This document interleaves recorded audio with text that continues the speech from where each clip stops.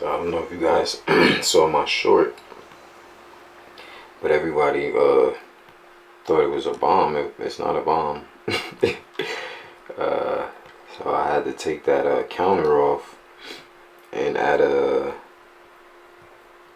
rotary knob and control that by myself, because the last thing I need people thinking is that I'm building a bomb, and I'm not. I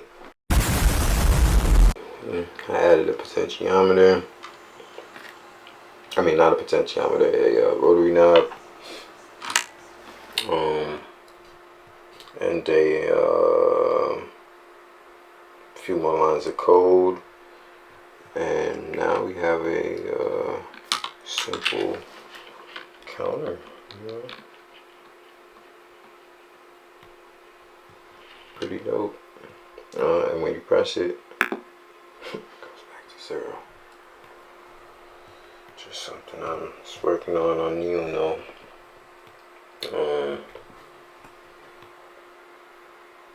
A lot of stuff coming, a lot of videos coming, a lot of builds that I'm working on, contemplating, putting together.